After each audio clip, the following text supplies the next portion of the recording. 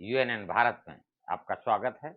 मैं आपका मित्र आरबी उपाध्याय और आपसे गुजारिश, चैनल को सब्सक्राइब करें, लाइक करें और शेयर करें।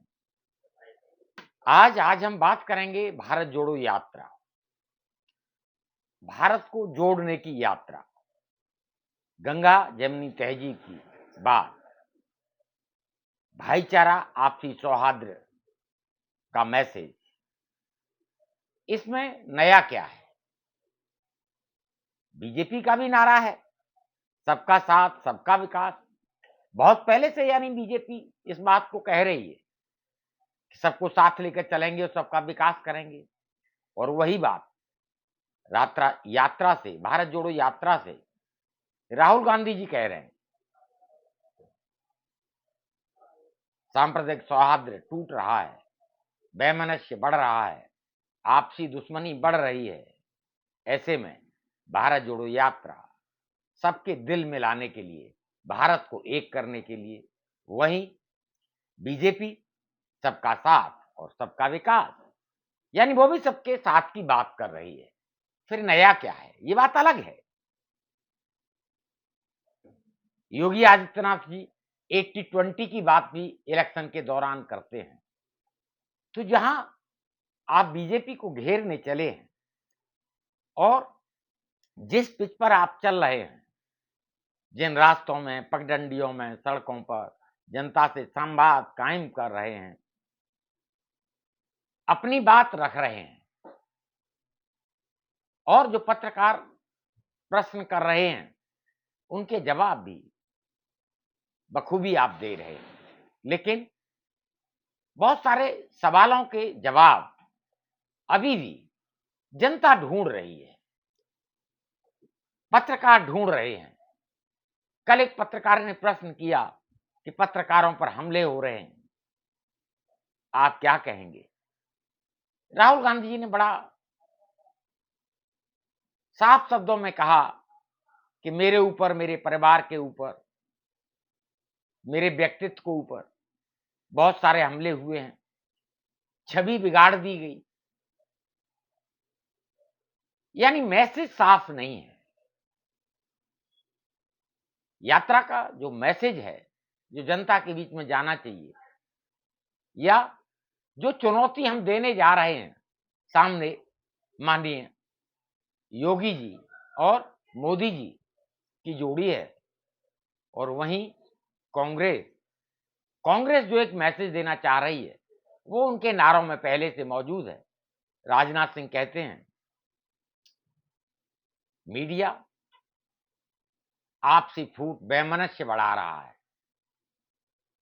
यानी जिस मीडिया की क्रेडिबिलिटी खत्म हो गई, विश्वसनीयता दांव पर लगा दी मीडिया ने, हिंदू मुस्लिम करते करते, वहीं ठीकरा उस मीडिया के सर पर फोड़ा जा रहा है कि मीडिया समाज को बांट रहा है। अब आप समझदार हैं दोस्तों, अपने कमेंट्स हमें जरूर करिए। आपके कमेंट्स हमारा मार्गदर्शन करते हैं। एक तरफ आप खुद कहते हैं गोली मारो प्यारों को, दूसरी तरफ कहते हैं कि मीडिया नफरत फैला रहा है। कौन सच बोल रहा है जनता भी समझती है। नारा भी सबका साथ सबका विकास, वहां 80-20 की बात भी होती है। तो प्रश्न बहुत सारे हैं। बेटी बचाओ बेटी पढ़ाओ, वहीं बिल्किस बानो के केस में 11 जो आरोपी हैं उनको गृह मंत्रालय जेल से बाहर कर लेता है। इलेक्शन है, वोट लेना है। तो क्या भारत जोड़ो यात्रा वोट लेने के लिए नहीं है? क्या भारत जोड़ो यात्रा राजनीति के लिए नहीं है? कहा तो यही जाता है, लेकिन कोई भी नेता, राजनीतिक पार्टी वोट के लिए अगर यात्रा नहीं कर रही, वो गले नहीं उतरता है। आपके सामने बीजेपी है जो साम दाम दंड भेद सारी नीति अपनाती है। क्या आप ईमानदारी के रास्ते पर चलकर 2024 में हरा पाएंगे बीजेपी को? वोट बैंक कौन सा रहेगा? पहले मुद्दा नहीं था हिंदू और मुस्लिम, लेकिन आज मुद्दा बन चुका है। हिंदू मुस्लिम मुद्दा है, इसे नकारा नहीं जा सकता। ध्रुवीकरण हुआ है, इसे नकारा नहीं जा सकता।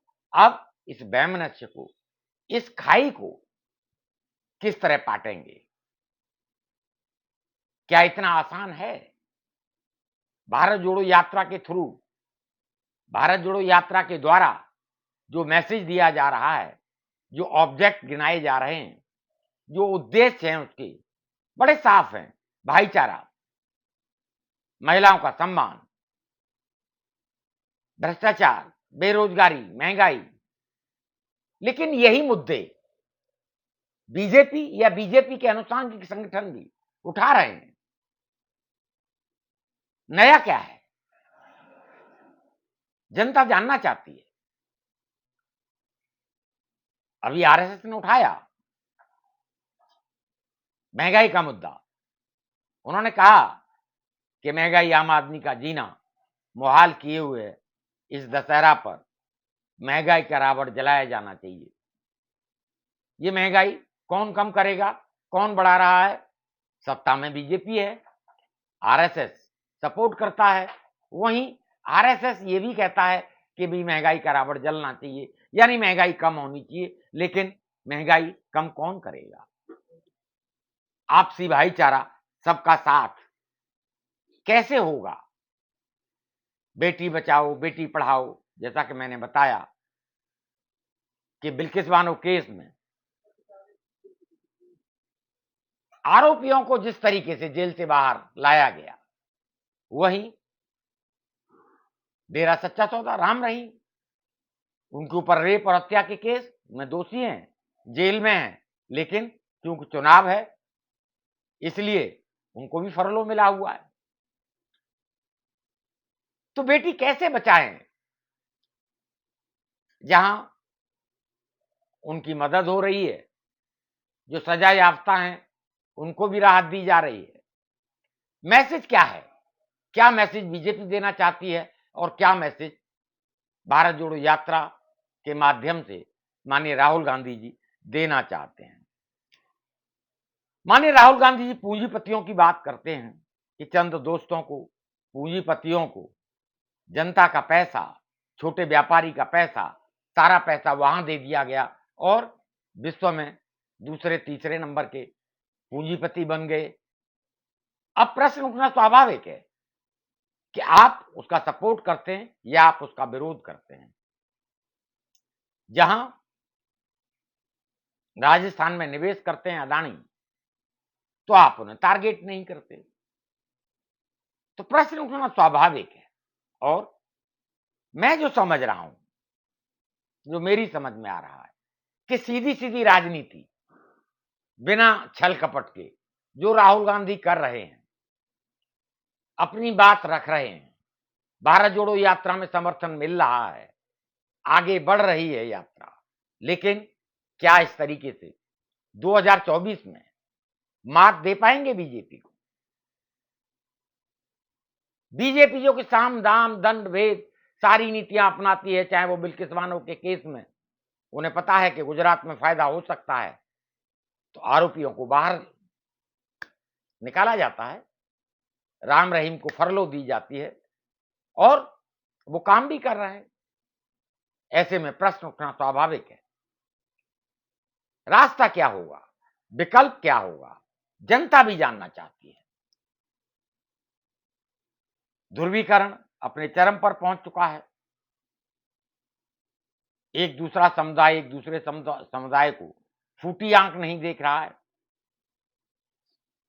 ऐसे में 2024 में किस तरीके से कौन सी बिसात बिछाई जाएगी?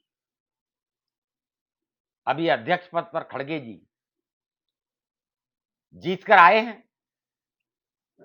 खड़गे जी कर्नाटक की राजनीति में जाना माना नाम, कई बार कोलिशन की गवर्नमेंट में भी वो मंत्री रहे, लेकिन मुख्यमंत्री नहीं बन पाए। क्या उम्मीद करते हैं आप वो संगठन को, G23 असंतुष्ट नेताओं को साथ लेकर चल पाएंगे? दूसरा, युवा और जो दूसरी पीढ़ी के लोग हैं, जो बुजुर्ग हैं कांग्रेस पार्टी में, क्या उनको एक साथ लेकर कांग्रेस आगे बढ़ेगी? संगठन का हाल किसी से छुपा नहीं है। छोटे बड़े नेता पार्टी से रिजाइन कर जा रहे हैं। ऐसे में रणनीति क्या रहेगी? क्या खड़गे जी सबको साथ ला पाएंगे? अभी गुजरात में और हिमाचल में इलेक्शन है, क्या कांग्रेस को जिता पाएंगे? ये बात अलग है कि जगजीवन राम के बाद इतने लंबे समय बाद एक दलित को कांग्रेस ने